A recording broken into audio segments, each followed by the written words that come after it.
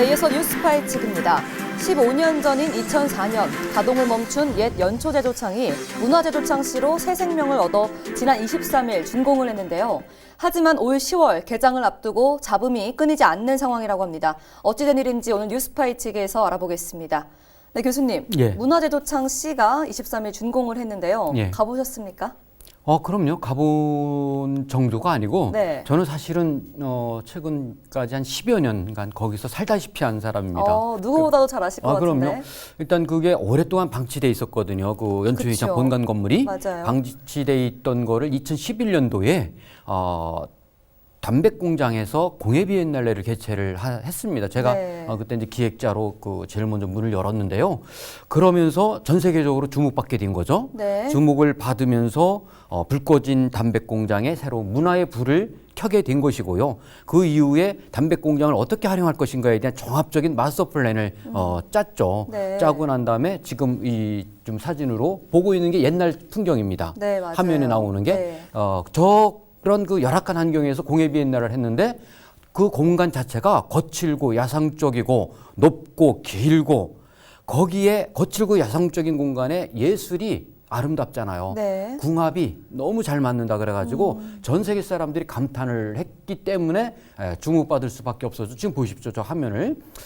그래서 공예 비엔날레가 2년에 한 번씩 열렸고 또 뭐 세계 문화대회도 열렸고 최근에는 국립현대미술관 청주관이 준공이 됐지 않습니까? 그렇죠. 리모델링해서 그리고 이제 도시재생의 선도 사업으로 선정되면서 5년간의 노력을 통해서 이제 최근에 준공까지 했는데요. 네. 그곳에는 사실은 한 4만 평 정도의 큰 규모이기 때문에 단순하게 볼 수 있는 곳이 아닙니다. 거대한 정말 청주의 경제적 한 건데 젖줄이었는데 이제는 문화의 젖줄이 되겠죠. 네. 저는 예술적 감각이 부족해서 그런지 예. 이제 예전보다는 최근에 바뀐 모습이 훨씬 더 이제 예술과 잘 어울린다라는 생각이 좀 들더라고요. 예. 근데 이름이 참 특이합니다. 이 예. 문화제조창 씨가 예. 뒤에 붙는데요. 예. 어떤 의미가 있습니까? 그러니까 예전에는 연초제조창이라고 불렀지 않습니까? 그쵸. 그러니까 담배를 생산하던 제조창이었어요. 네. 거기에다가 이제 지금은 담배를 더 이상 생산하지 않지 않습니까? 그쵸, 뭐를 중단됐죠. 생산합니까? 문화를 생산하는 곳이기 때문에 문화제조창이라고 표현한 거고 시는 여러 가지 의미가 있죠. 문화, 컬처의 시, 창조, 크리에이티브의 시, 네. 뭐 씨앗의 시, 청주의 시 여러 가지 의미를 씨앗의 씨도 맞나요? 그건 뭐 제가 생각한 겁니다. 네. 우리 한글로 치면 씨앗의 씨도 포함이 될 수 있지 않습니까? 네. 그리고 이 주변에 이제 거기가 안덕벌이에요. 네네. 내덕동이라는 법정 그 명칭은 있습니다만 안덕벌이라는 그 공간에 다양한 문화 시설과 함께 연계해 갖고 새로운 문화적 가치를 창조하고 발전시키겠다라는 메시지가 있는데 이건 전 국민 공모를 통해서 선정을 했는데 네. 아쉬운 거는 제가 5년 전에도 전 국민 공모를 통해서 그 문화제조창 이 연초제조창의 국민 네이밍을 네. 한번 그 공모를 한 적이 있었습니다. 지금 네. 한범덕 시장님이 계실 때였죠. 네. 그런데 다시 5년 만에 또 다시 공모를 해서 사실 그 이름은 비슷하게 나왔는데요. 네. 굳이 이렇게 예산 낭비를 해가면서까지 두 번에 걸쳐서 그렇네요. 예? 그 국민 공모를 하는 게 맞는가? 사실 행정의 어떤 그 낭비.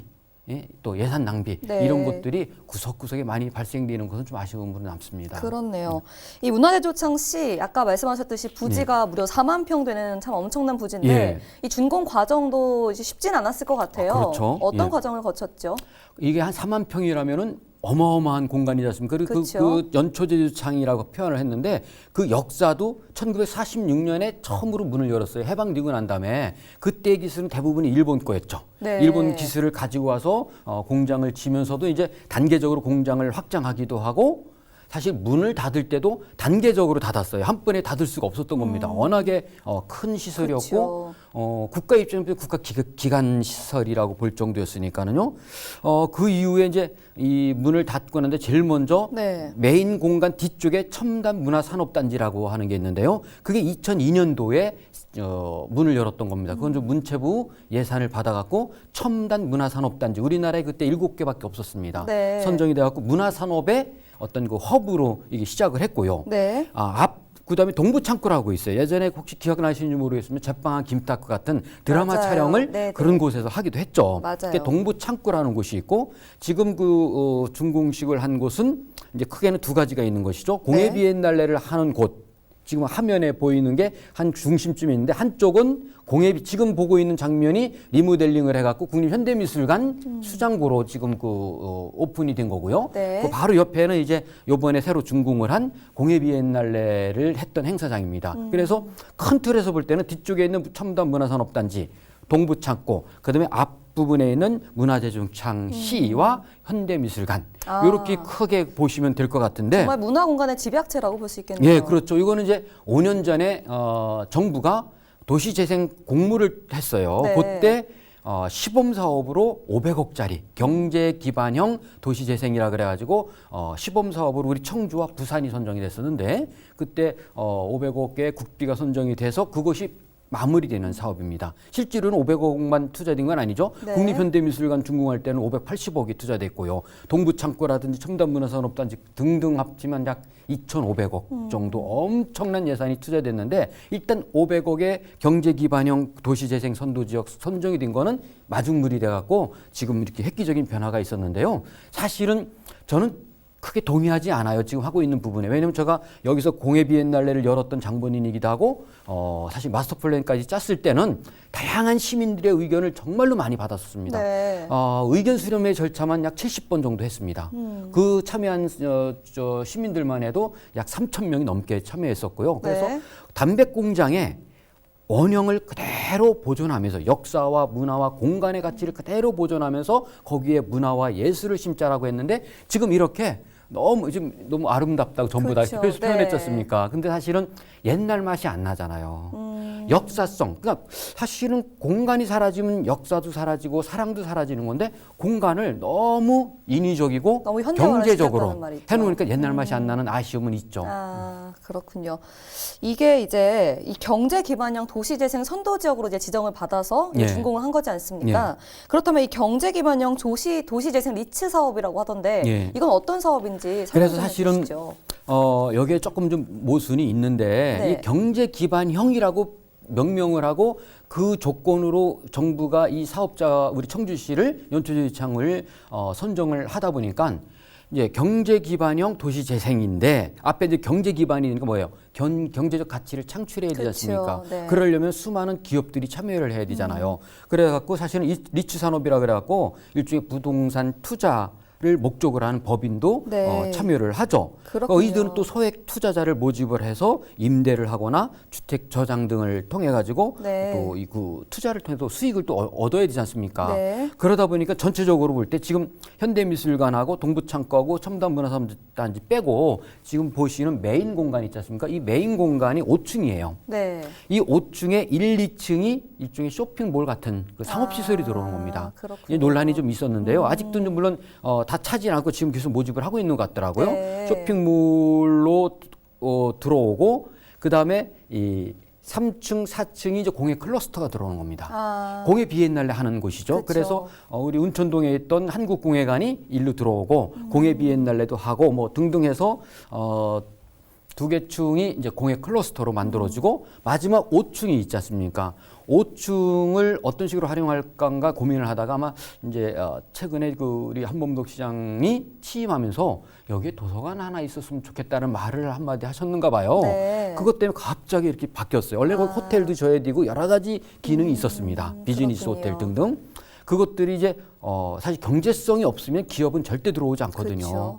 경제성이 없다라는 판단 때문에 대형 쇼핑몰도 들어오는 걸 사실은 포기했고 네. 호텔을 꿈꿨던 기업들도 포기하고 그랬었습니다. 그러다 보니까 5층에 일종의 여유 공간이 남았던 것 같은데 우리 시장이 취임하면서 도서관 얘기를 하니까는 갑자기 이 행정 쪽에서 도서관을 어떻게 유치해야 될 건가를 고민하다가 네. 여기에 이왕이면 서점 플러스 도서관 복합형 네. 공간을 만들자 이렇게 돼서 실제로 이게 뜨거운 감자가 된 것이죠. 왜 시민들의 사회적 합의를 제대로 안 했다는 말이죠. 절차를 거쳤느냐 이런 논란의 그 중심에 서 있고 또 거기 선정된 업체들도 그렇고 해서 좀 밀실 행정의 전형이 아니겠냐 해갖고 우리 이 시민사회단체와 전문가들이 크게 반발을 하고 있다고 합니다.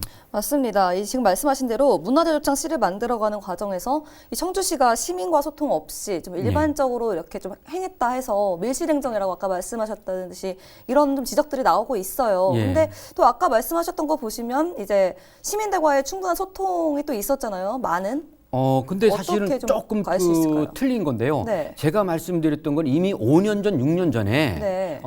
이 연초제조창 담백 공장을 어떻게 활용할 것인가에 대한 종합적인 결론, 그 마스터 플랜을 짜기 위해서 정말로 수십 회에 걸친 시민들의 토론회, 토크 콘서트도 하고 간담회도 하고 세미나도 하고 심지어는 전 세계에 있는 건축 청년들을 이렇게 모여서 건축 캠프도 열고 하면서 의견을 많이 받았습니다. 네네. 그 의견을 받아서 마스터 플랜을 짰는데 네, 그게 소통한 거 아닌가요? 그게 소통이죠. 그런데 네. 실제로 그거대로 안 한 게 문제죠. 아. 그거대로 안 하고 네. 이제 도시재생 그 선도 사업으로 선정이 되면서 그 팀들이 딱 들어와 가지고는 앞에 거를 다 무시하고 자기네들 입맛 도시재생이라는 것 때문에 호텔 들어와야 되고 쇼핑몰 들어와야 되고 당초에 시민들의 의견을 제대로 담았던 반영을 거는 안 했네요. 제대로도 아니고 사실은 거의 반영을 안 했고요. 그래서 공간의 가치를 살리자라고 그렇게 주민들이 이야기했는데 그 공간 때문에 그것이 아니었다면 저거 다 부셨어야 돼요. 다 부시고 거기에 호텔을 짓든 아파트를 짓는 게 훨씬 더 경제적이었던 거거든요. 네. 이거를 재생한다는 거는 담배 공장의 아픈 역사, 그다음에 우리가 기념해야 될 역사들이 이 공간에 얼마나 많이 있습니까? 그렇죠. 정말 담백 공장에 박물관 하나라도 있든지 아카이브 공간이라도 있든지 때 묻은 공간들이 있어야 되는데 그걸 네. 다 없앤 거예요.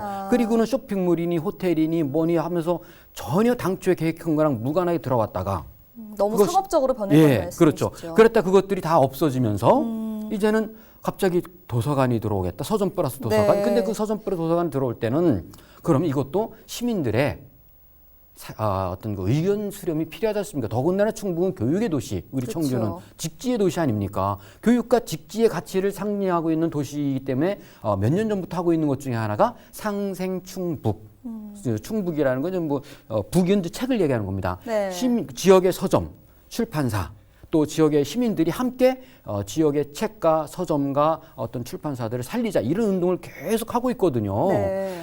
그렇기 때문에 이들하고도 충분히 사실은 소통을 했어야 되는 거죠. 교감을 하면서 어떻게 우리가 도서관을 만들고 싶은데 어떻게 만들었으면 좋겠는가 의견을 수렴을 하고 아이디어를 냈어야 되는데 그렇게 하지 않고 이제 아마 시와 이 사업자가 이제 특정 회사를 선정해서 그 안에 5층에다가 서점 플러스 도서관을 넣기로 했는데 이것도 청주시가 계속 지원을 해줘야 되는 문제가 발생합니다. 아마도 네.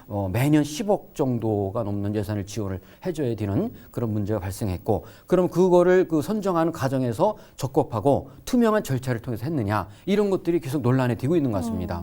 그렇군요. 네, 최근 연초제조창이 문화제조창시로 변모를 했는데요. 이 오랜 전통이 묻어있는 연초제조창이 변화를 거듭하기까지 적지 않은 시간과 관심이 있었을 겁니다. 하지만 문화제조창시가 지역사회의 공론화가 생략된 채 시의 일방적인 결정과 진행에 대해 이루어진 것이 한편으로는 조금 우려가 되네요. 네, 아무쪼록 원만한 합의점을 찾아 청주 지역의 대표적인 문화랜드 마크가 되길 바라며 오늘 뉴스파의 치기는 여기서 마치겠습니다. 오늘 도움 말씀 주신 청주대학교 변광석 교수님 고맙습니다. 예, 감사합니다.